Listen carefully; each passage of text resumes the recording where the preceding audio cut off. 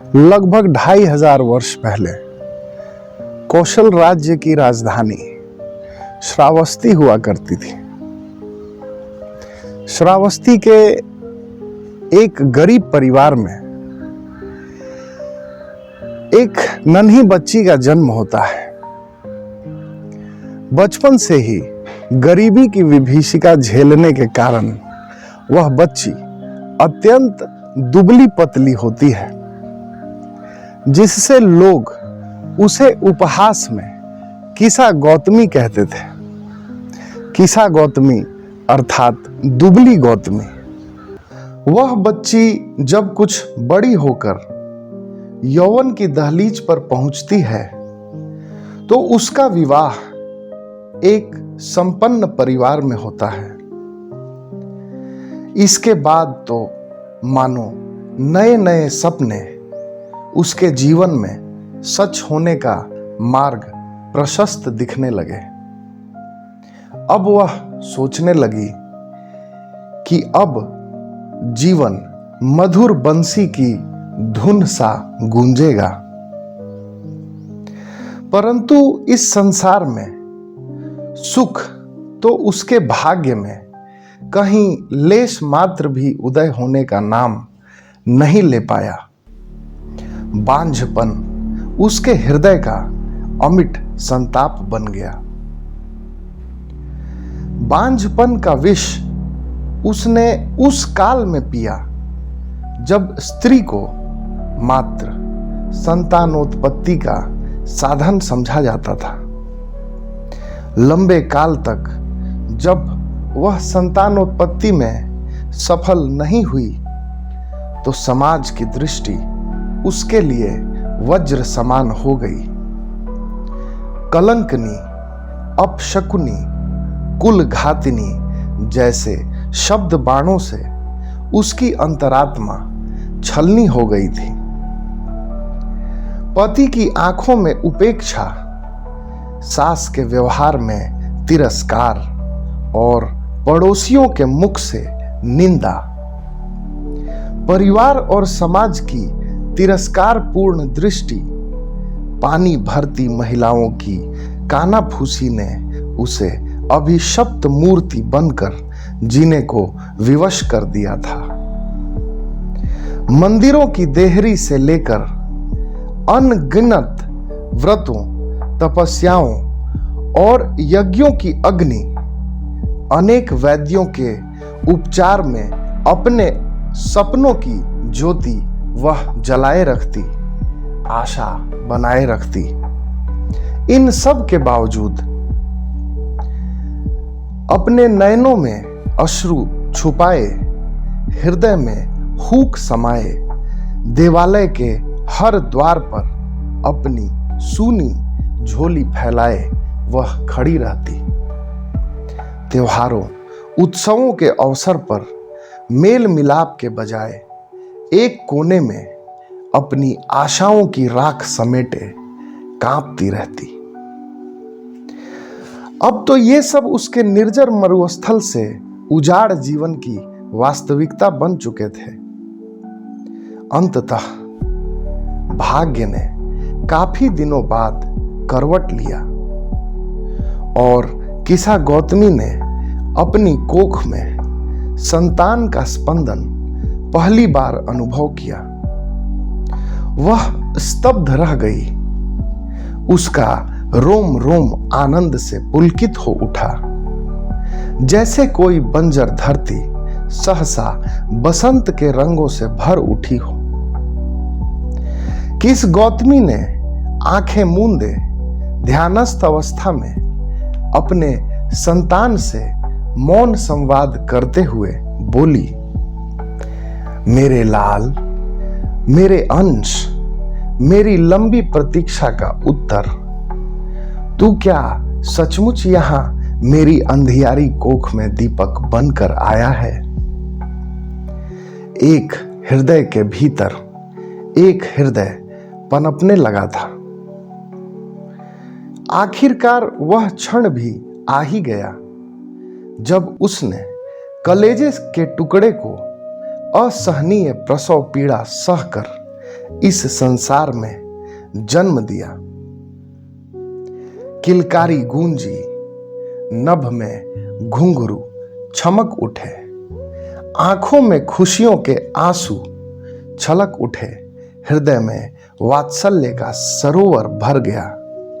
अब वह पूर्ण थी जब पहली बार उस नन्हे जीवन ने उसकी उंगलियों को थामा, तो उसे लगा जैसे सारा ब्रह्मांड सिमटकर उसकी हथेलियों में आ गया हो।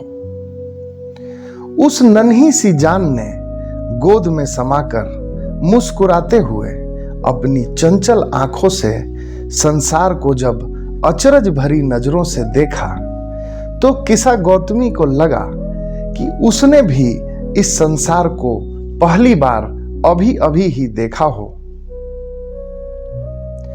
उसके मुख से मां के उच्चारण ने किसा गौतमी के प्राण को सदैव खिले रहने वाले पुष्प जैसा खिला दिया था।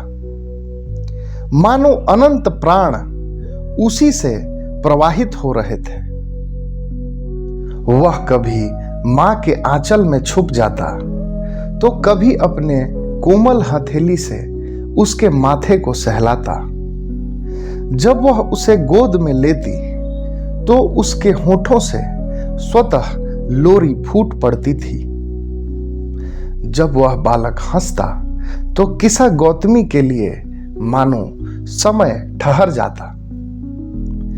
किसा गौतमी मातृत्व की पराकाष्ठा पा चुकी थी। उसके गोद में वह ब्रह्मांडीय ऊर्जा थी जिसके लिए देवियां भी लालायित रहा करती थी। अब वह मां बन चुकी थी, संपूर्ण हो चुकी थी। सृष्टि के सबसे पवित्र रूप प्रेम की बहुत ही गहरी संवेदना को वह जी रही थी। अब वह और उसकी संतान दो जिस्म एक जान बन चुके थे।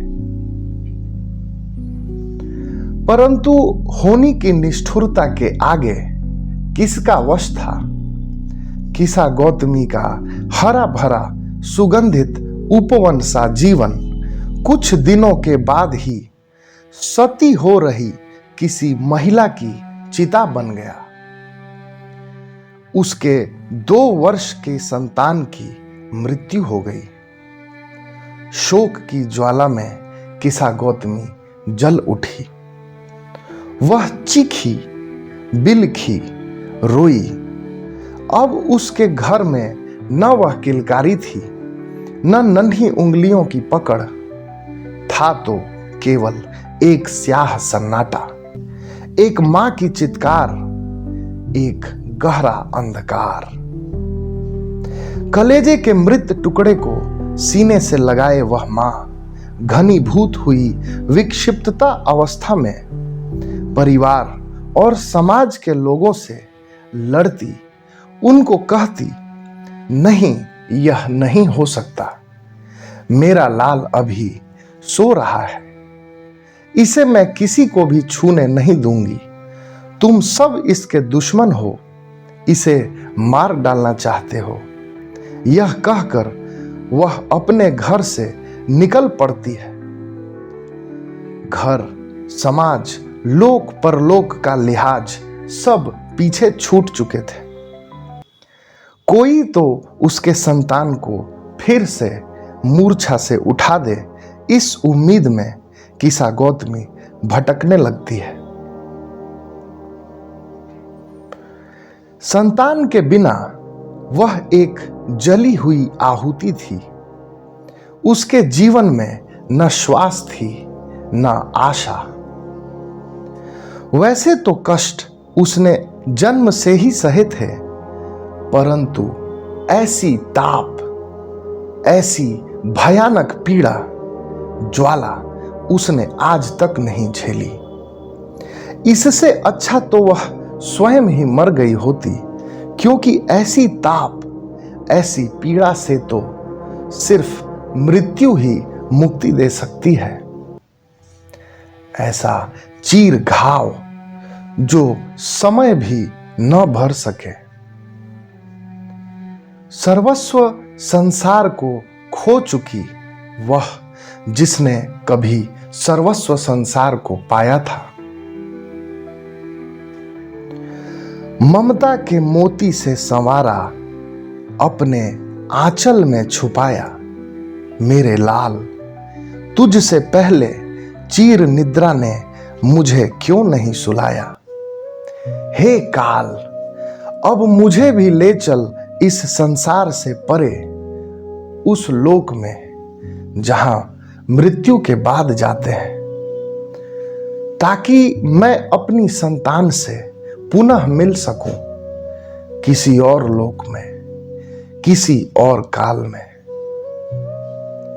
जिसने कभी अपने पुत्र के बिना एक क्षण नहीं बिताया था, आज उसे सदा के लिए वह खो बैठी थी। परंतु एक मां का हृदय इतनी शीघ्रता से हार नहीं मानता। वह सत्य को स्वीकारने को तैयार नहीं थी। उसकी आंखों में अब भी विश्वास की चिंगारी जीवित थी। मेरा बच्चा मरा नहीं, यह तो बस सो रहा है। किसा गौतमी अपने मृत संतान को कलेजे से चिपकाए नगर की गलियों में भटक रही थी। कोई तो इसे जगा दो। उसका हृदय करुण विलाप और याचना से भरा था। कोई वैद्य, सन्यासी, कोई तांत्रिक अपने मंत्र शक्ति, तप से या जड़ी बूटी से ही मेरे लाल को जगा दे, जिससे यह पुनः अपनी आंखें खोल सके। कोई तो कृपा करे। परंतु काल पर किसका वश था। मृत्यु से भी बड़े इस शोक की यात्रा में वह मातृ वेदना का महासागर बन चुकी थी। वह एक मां थी जो शोक की उस गहराई में डूबी थी जहां चेतना भी अपना अर्थ खो देती है। उसकी दशा देख नगरवासी दुखी थे, असहाय थे और नगर के गलियारे उसके इस शोक के बवंडर में डूबते ही चले जा रहे थे। अंततः एक करुणा से भरी आवाज किसा गौतमी को सुनाई पड़ी। मां, तुम्हारा शोक तो अथाह है, पर इस शोक का निवारण निश्चय ही श्रावस्ती के प्राचीन विहार के प्रांगण में विशाल पीपल वृक्ष के नीचे ध्यान मग्न अवस्था में बैठे तथागत बुद्ध के करुणा से संभव हो सकता है, क्योंकि वे करुणा के सागर हैं, ज्ञान के सूर्य हैं, मृत्यु के परे सत्य के ज्ञाता हैं। इतना सुनना था कि किसा गौतमी बेतहाशा भागती हुई तथागत बुद्ध के पास पहुंच गई।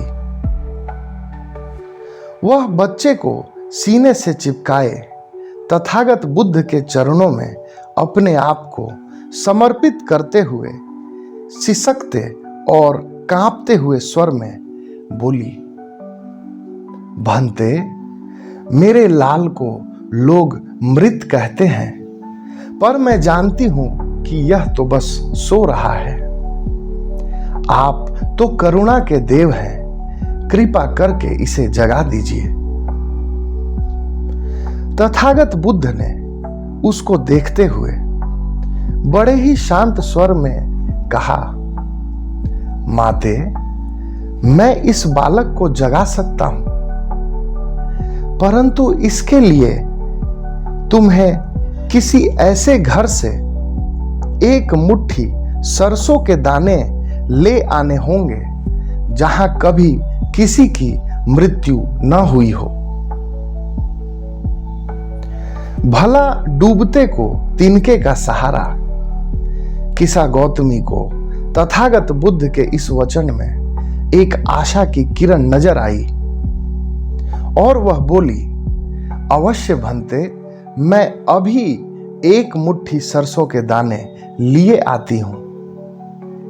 यह कहकर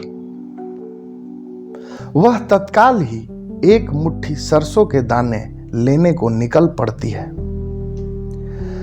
मार्ग में वह अपनी संतान के पीठ पर थपकी देते हुए कहती जा रही थी, मेरे लाल, अब तुम दुखी मत हो, अब तू जल्द ही स्वस्थ हो जाएगा। एक मुट्ठी सरसों के दाने लाने के पश्चात तथागत बुद्ध तुझे फिर से जगा देंगे। मेरे लाल, मेरे कलेजे के टुकड़े, मेरी जान, मेरी आंखों के तारे, न जाने क्या क्या किस गौतमी बड़बड़ाते हुए भागे हुए जा रही थी। किसा गौतमी एक टूटे फूटे छप्पर वाली कुटिया के पास पहुंचती है, जहां बाहर एक दुबली पतली स्त्री धुएं के अंधेरे में रोटी सेंक रही थी। किसा गौतमी को देखकर वह स्त्री उसके पास आती है तो किसा गौतमी उससे कहती है, बहन, क्या मुझे एक मुट्ठी सरसों के दाने मिलेंगे? तब वह स्त्री कहती है, क्यों नहीं बहन, मैं अभी लेकर आती हूं। और अंदर जाकर एक मुट्ठी सरसों के दाने लाकर किसा गौतमी को दे देती है।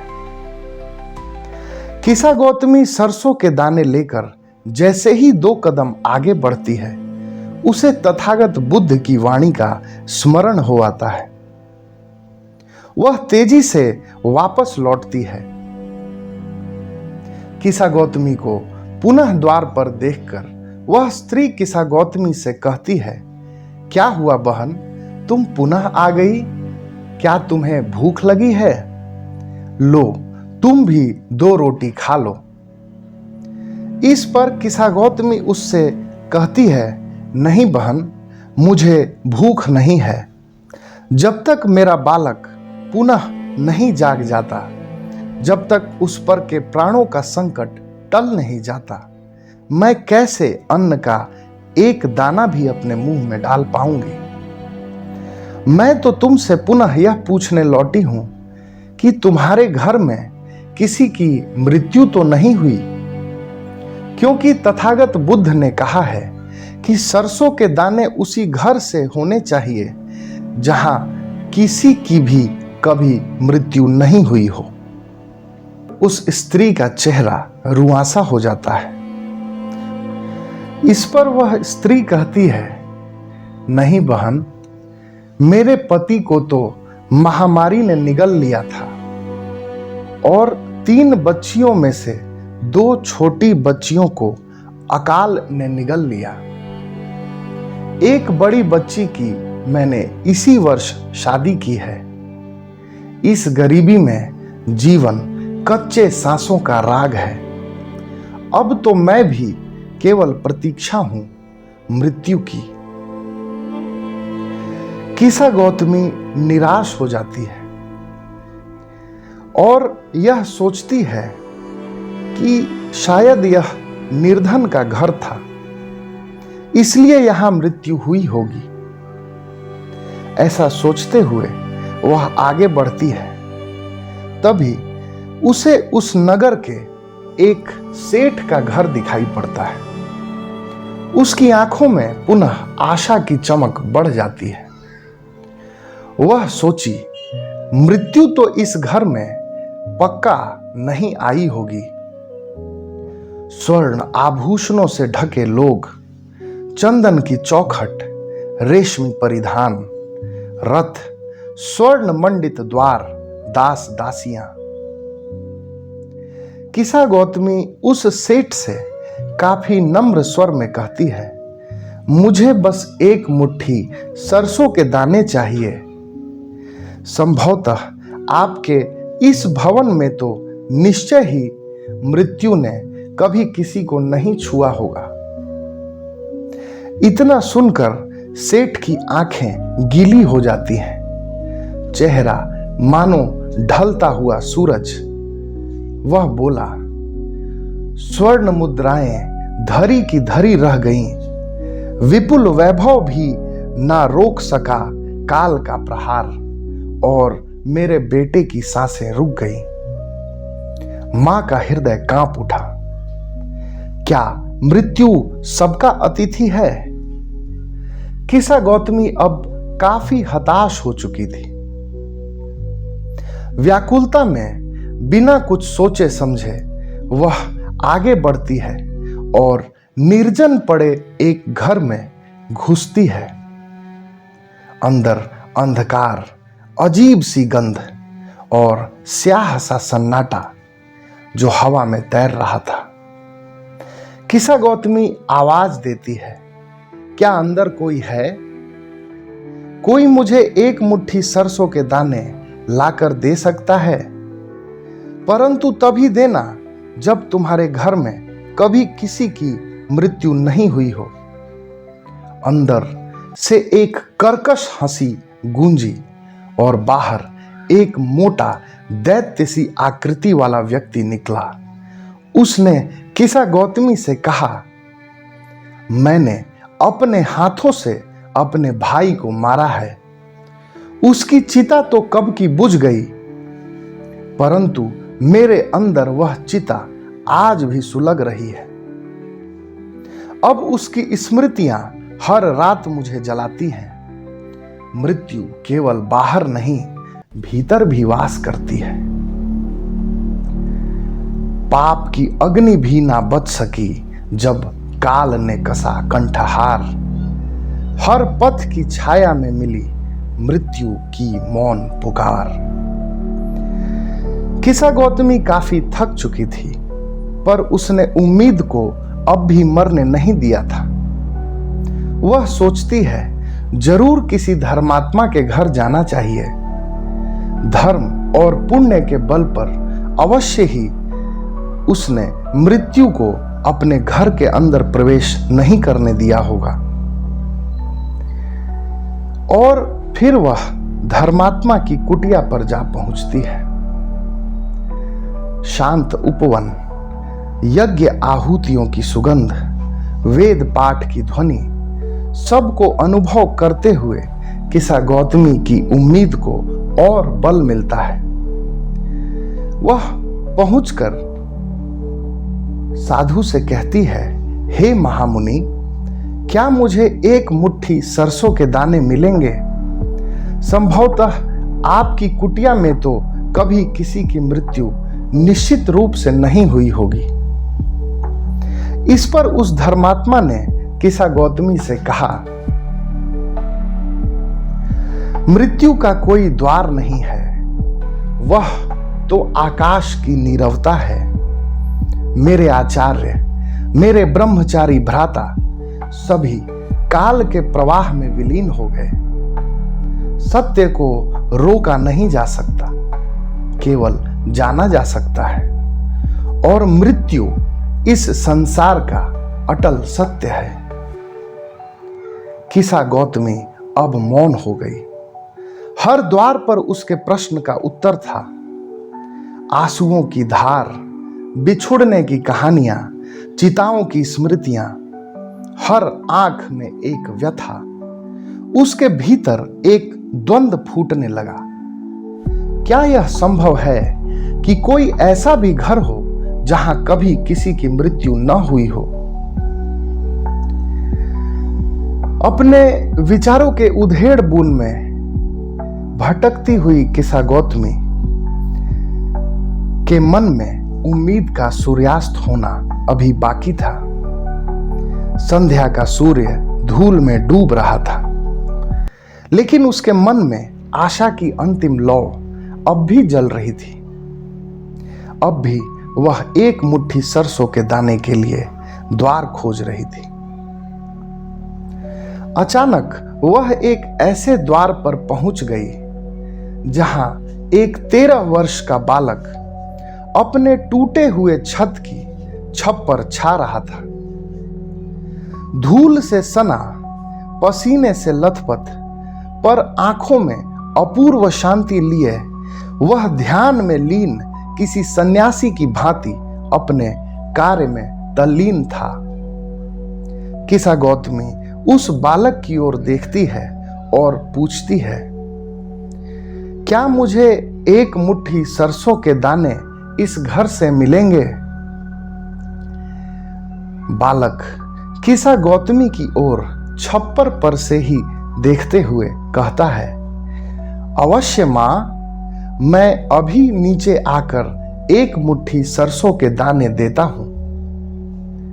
यह कहकर वह झट से नीचे उतर आता है। इस बालक के मुख से मां शब्द के स्पंदन मात्र से किसा गौतमी के हृदय में करुणा का संचार हुआ।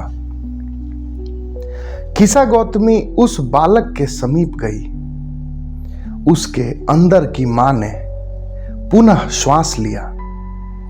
उसने अत्यंत कोमलता से बालक के माथे पर हाथ रखकर पूछा, आखिर तू इतना मासूम बालक इतना कठोर श्रम क्यों करता है? तेरे माता पिता कहाँ हैं? जा उन्हें बुला ला। मुझे उनसे एक मुट्ठी सरसों के दाने चाहिए ताकि मैं उन सरसों के दानों से मृत्यु के करीब पहुंच चुके अपने पुत्र को पुनः स्वस्थ कर पाऊं। लेकिन मुझे उसी घर के सरसों के दाने चाहिए जहां कभी किसी की मृत्यु नहीं हुई हो। तुम्हारे घर में तो कभी किसी की मृत्यु तो नहीं हुई। मां, मृत्यु तो हुई है इस बालक की जो तुम्हारे सामने खड़ा है। मैं भी खेल सकता था, पढ़ सकता था और बच्चों की तरह शैतानियां कर सकता था, पर मैंने सहा मृत्यु के ताप को ताकि मेरे बाकी के दो छोटे भाई बहनों को मां का प्यार और पिता का संरक्षण मैं दे सकूं।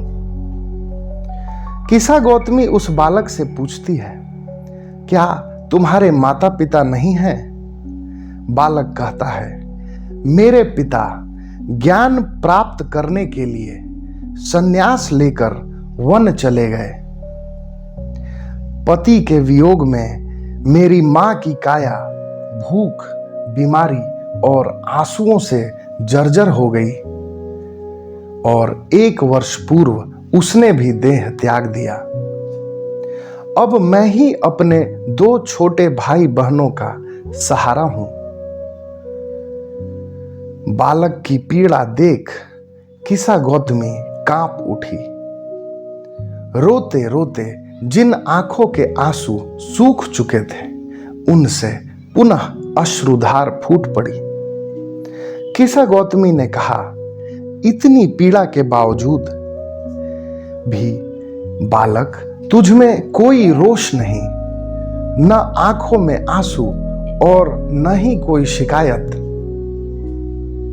बालक बोला, भले ही अब मेरे सर पर मां के आंचल की छांव नहीं है, वह प्रेम नहीं, पिता का संरक्षण नहीं, वह पोषण नहीं, लेकिन अब मैंने अपने लिए इस संसार में प्रेम पाने की इच्छा का त्याग कर दिया है। अब मेरे अंदर की अबोधिता और बचपने को कर्तव्य बोधिता और प्रौढ़ता ने ढक लिया है ताकि मैं अपने 2 छोटे भाई बहनों को प्रेम और पोषण दे सकूं। उस बालक का वाक्य जैसे गुरु की वाणी बनकर किसा गौतमी के हृदय में उतर गया। उसे लगा जैसे उसका मृत पुत्र ही यह बालक बनकर उसके समक्ष आया हो, पर अब वह निर्बल नहीं है, न रोता हुआ, बल्कि जागृत, त्यागी और ज्ञानवान, तपस्वी न होते हुए भी तप में लीन कर्म का ऋषि। अब उसे चमत्कार की आकांक्षा नहीं थी, न पुत्र की वापसी की आशा। सत्य अब किसा गौतमी की आंखों में स्वयं ही उग आया था अब वह जान गई थी कि प्रेम का सर्वोच्च स्वरूप त्याग है। प्रेम मांगने का नाम नहीं, प्रेम देना है, बिना अपेक्षा, बिना प्रतिफल, और इस बोध के साथ किया गया कर्म ही तप है, और तप ही जीवन के ताप को, शोक की अग्नि को शांत कर सकता है। वह उठी। आंचल अब भीग चुका था, पर उसका हृदय हल्का था। उसने बालक को एक असीम स्नेह के साथ देखा।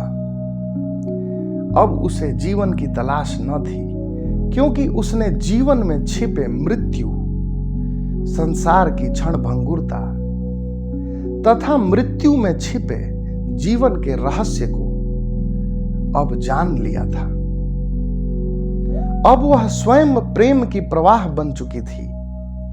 अब वह ठहर चुकी थी। शाक्य मुनि बुद्ध द्वारा मंगाए गए एक मुट्ठी सरसों के दाने का महत्व वह जान गई थी। अब वह जान चुकी थी, प्रेम का सर्वोच्च स्वरूप है त्याग, करुणा का सर्वोच्च रूप है कर्तव्य। अब किसा गौतमी पुनः तथागत गौतम बुद्ध के चरणों में पहुंची, पर इस बार न विक्षिप्त न क्रंदन करती हुई, बल्कि शांत, समर्पित और जागरूक।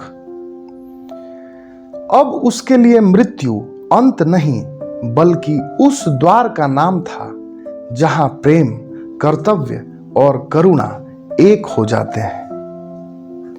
किसा गौतमी ने तथागत गौतम बुद्ध के चरणों को स्पर्श करके कहा, भगवान कृपा कर अब आप मुझे तपस्विनी बनाएं।